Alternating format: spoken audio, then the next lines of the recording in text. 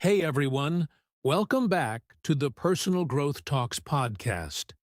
I'm Jason, your host, and today we're diving into a topic that touches all of us: how to find real happiness. Whether you're feeling stuck or just want to bring more joy into your life, this episode is for you. And I'm Sarah, your co-host. We're excited to explore this topic because, let's be honest, happiness can feel like a mystery sometimes. What really makes us happy? Is it success, relationships, or something else entirely? We'll be breaking it all down in a way that's easy to understand and apply. Exactly. So, grab a cup of coffee, relax, and join us as we discuss what happiness truly means and how you can find it in your daily life. We'll cover everything from the science behind happiness to practical tips you can start using today. And for our English learners out there, this is a great opportunity to practice listening to conversational English while learning something valuable. So let's get started on this journey to finding real happiness. All right, let's start by asking a simple question. What is happiness? It sounds straightforward, but when you really think about it, happiness can mean different things to different people, right? Absolutely, Jason. For some people, happiness might be a feeling of joy or contentment. For others, it could be about achieving their goals or spending time with loved ones. It's interesting how personal and unique happiness can be. Exactly. There's that idea of fleeting happiness, like when you buy something new or have a fun experience. And then there's long-term happiness, which is more about a deep sense of fulfillment and purpose. Yes, and I think that's an important distinction. Fleeting happiness is temporary. It's like eating your favorite dessert. It feels great in the moment, but it doesn't last. Long-term happiness, on the other hand, comes from things like meaningful relationships, personal growth, and a sense of purpose. Right.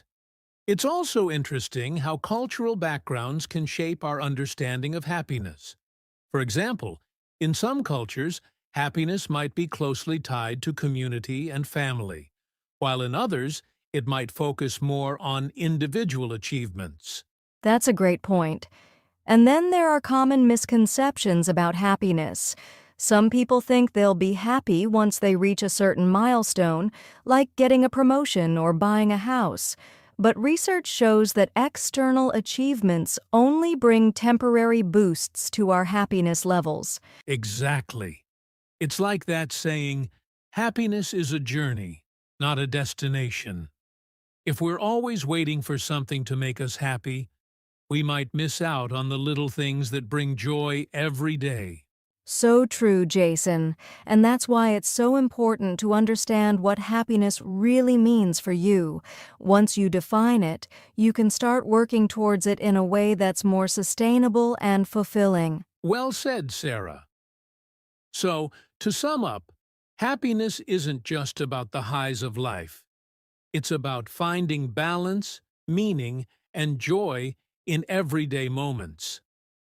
In the next segment, we'll look at the science behind happiness and what researchers have discovered about how we can cultivate it. Stay with us. There's so much more to uncover about finding real happiness. Welcome back. In this segment, we're diving into the science of happiness.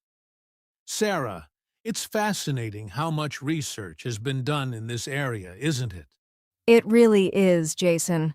One of the most interesting things I've learned is that happiness isn't just about luck or external circumstances.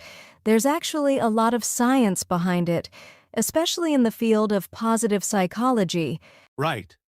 Positive psychology focuses on what makes life worth living, and it's shown that happiness is influenced by a combination of factors. So, let's talk about a few key findings. For starters, did you know that about 50% of our happiness is determined by genetics? I did. It's called the happiness set point. This means that some people are naturally predisposed to feel happier than others. But don't worry if you weren't born with a high set point. There's still a lot you can do to improve your happiness. Exactly. That's where the other 50% comes in. Researchers say that about 10% of our happiness comes from life circumstances, like our job, income, or where we live. The remaining 40% is influenced by our intentional activities, things we do to boost our mood and well-being. That's so empowering. It means that while we can't control everything, we have a significant amount of control over our happiness through our actions and mindset. Things like practicing gratitude, nurturing relationships, and finding meaning in life can really make a difference. Absolutely. One study that really stands out is the Harvard Study of Adult Development. It followed participants for over 80 years and found that the quality of our relationships is one of the strongest predictors of happiness and health. It's not about the number of friends you have, but how deep and supportive those relationships are. That's incredible, and it ties into another key point: gratitude. Studies have shown that regularly practicing gratitude can increase happiness levels. Even simple things like keeping a gratitude journal or reflecting on positive moments in your day can have a big impact. Yes, and let's not forget about mindfulness. Research shows that being present and fully engaged in the moment can reduce stress and increase happiness. Mindfulness practices, like meditation, can help train your brain to focus on the present rather than worrying about the past or future. That's such a powerful tool. And it's amazing how small changes, like being more mindful or expressing gratitude, can rewire our brains over time. It just goes to show that happiness isn't just a feeling. It's something we can actively cultivate. Absolutely. So, to wrap up this segment, the science of happiness tells us that while some factors are out of our control, a lot depends on the choices we make and the habits we build. In the next segment, we'll get into some practical tips that you can start using today to boost your happiness. Stay tuned. We're just getting started on how to find real happiness. Welcome back, everyone. Now that we've explored what happiness is and the science behind it, let's get into some practical tips for finding real happiness. Sarah, where should we start? Let's start with something simple but powerful: practicing gratitude. One of the easiest ways to boost your happiness is to focus on what you're thankful for. You can keep a gratitude journal where you write down a few things you're grateful for each day. It shifts your mindset from focusing on what's lacking to appreciating what you have. That's a great one. And it doesn't have to take much time. Even just a few minutes a day can make a big difference. Another tip is mindfulness and meditation. We touched on this earlier, but being present and aware can help reduce stress and increase overall happiness. There are lots of apps and resources that offer guided meditations to help you get started. Exactly. And speaking of reducing stress, exercise is another fantastic way to boost your mood. Physical activity releases endorphins, which are natural mood lifters. You don't have to run a marathon. Just a daily walk or yoga session can help. I love that one. Exercise not only helps physically, but mentally too. Another tip is to set realistic goals. Sometimes we chase after big, lofty goals that can feel overwhelming. Breaking those goals into smaller, manageable steps can make the journey more enjoyable and less stressful. That's so true. Achieving those smaller steps gives you a sense of accomplishment, which boosts your happiness. Another key tip is building strong relationships. Like we mentioned earlier, meaningful connections are crucial for long-term happiness. Take time to nurture your relationships, whether it's with family, friends, or even colleagues. Yes, and along those lines, giving back is another powerful way to find happiness. Volunteering or helping others can give you a sense of purpose and improve your mood. It's amazing how doing something kind for someone else can make you feel happier. I love that. It really shows how interconnected we are. Another tip that might surprise some people is learning to say no. Sometimes we stretch ourselves too thin, trying to please everyone. Setting boundaries can help you focus on what truly matters to you, which ultimately leads to greater happiness. That's such an important point. Saying no when you need to allows you to say yes to things that bring you joy. Lastly, embracing a growth mindset can help. This means seeing challenges as opportunities to learn and grow, rather than as failures. When you view life as a learning journey, even setbacks can contribute to your happiness. That's a powerful way to look at things. So, to sum up, there are many ways to cultivate happiness: gratitude, mindfulness, exercise, strong relationships, giving back, setting boundaries, and adopting a growth mindset. It's all about finding what works best for you and making it a regular part of your life. Exactly! And remember, happiness is a journey. It's about making small, consistent changes that add up over time. In the next segment, we'll talk about some common barriers to happiness and how to overcome them. Stay with us. We'll be right back with more insights on how to find real happiness. Welcome back. In this segment, we're going to talk about some of the common barriers to happiness and how we can overcome them. Sarah, what's one of the biggest obstacles you think people face when it comes to finding happiness? I think one of the biggest barriers is stress. Whether it's work, family, or financial worries, stress can weigh heavily on us and make it hard to feel happy. Managing stress is key to improving overall well-being. That's a great point. Chronic stress can really take a toll on our mental and physical health. Practicing stress management techniques like deep breathing, exercise, or even taking a break can help reduce its impact. Another major barrier is the comparison trap. With social media, it's so easy to compare ourselves to others. We see the highlight reels of other people's lives and feel like we're not measuring up. This can lead to feelings of inadequacy and unhappiness. Yes, comparison is definitely a happiness killer. One way to combat this is to remind yourself that what you see online is often curated. It's not the full picture. Focus on your own journey and what makes you happy, rather than what others are doing. Exactly. Another barrier is negative self-talk. Sometimes we're our own worst critics. That inner voice that says, "I'm not good enough," or "I'll never succeed," can really hold us back from feeling happy. Negative self-talk is tough, but it's something we can work on. Try to become aware of those thoughts and challenge them. Replace them with more positive, affirming statements. It takes practice, but it can make a big difference over time. Another obstacle I see a lot is materialism. Many people believe that having more things, like a bigger house or a fancy car, will make them happy.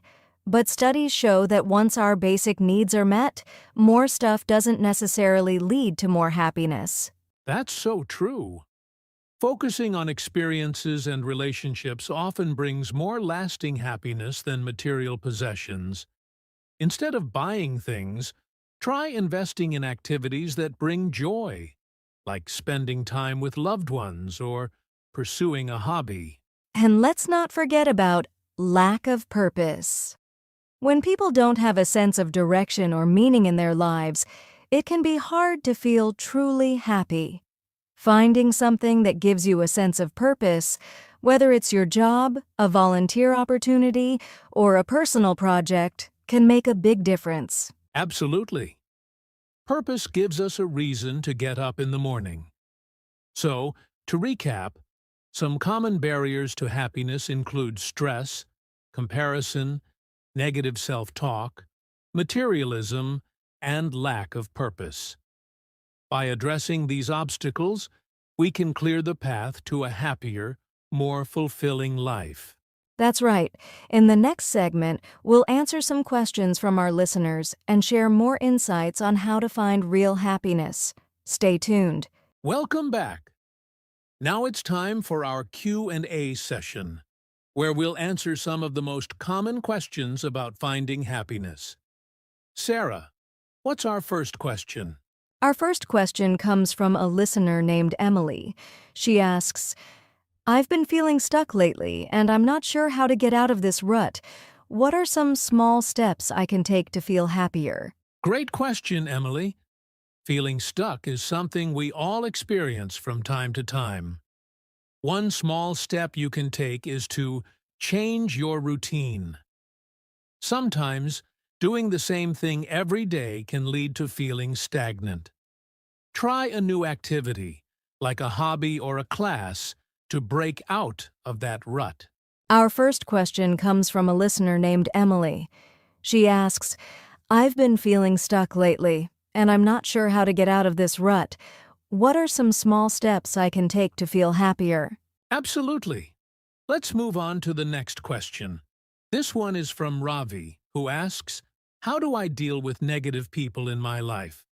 Their energy really affects my happiness. That's a tough one, Ravi. Dealing with negative people can be draining. One strategy is to set boundaries. It's okay to limit your time with people who bring you down. You can also try to steer conversations toward more positive topics or gently express how their negativity affects you. Great points, Sarah. Another tip is to focus on your own mindset. While you can't control others, you can control how you react. Try to maintain a positive outlook and not let their negativity influence your mood. Surrounding yourself with supportive, uplifting people can also help balance things out. Exactly. Our next question is from Carlos. He asks, is it possible to find happiness while going through tough times? That's a deep question, Carlos. The short answer is yes. But it might look different during tough times. Happiness during difficult periods often comes from finding small moments of joy or peace, rather than expecting everything to be perfect. Right. It's about resilience. Even in hard times, practicing self-care, staying connected with supportive people, and focusing on what you can control can help. Remember, it's okay to feel a range of emotions. Happiness doesn't mean ignoring the tough stuff. It means finding light even in the darkness. That's such an important perspective. Finally, we have a question from Sophia, who asks, how can I maintain happiness when life gets busy and overwhelming? Great question, Sophia. One tip is to prioritize self-care. Even when life gets hectic, carving out time for yourself, whether it's a few minutes of meditation, a quick walk, or reading, can help maintain your happiness. Yes, and I'd add that simplifying your schedule can help. Sometimes we take on too much and end up feeling overwhelmed. Focus on what truly matters and don't be afraid to say no to things that don't align with your priorities. Absolutely. Remember, happiness is a journey, and it's okay to take small steps. Thank you to everyone who sent in questions. We love hearing from you and hope these answers help. We'll be wrapping up with a quick conclusion after this. Stay tuned. And that's a wrap for today's episode on how to find real happiness. We've covered a lot, from defining what happiness means to understanding the science behind it, sharing practical tips, and tackling common barriers. That's right.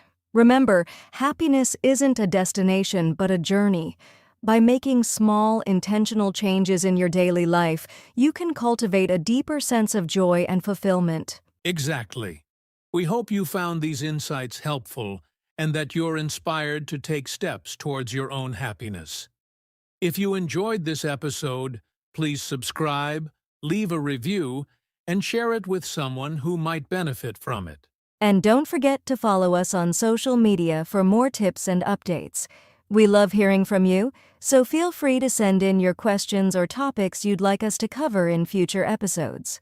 Thanks for tuning in, everyone. Until next time, take care and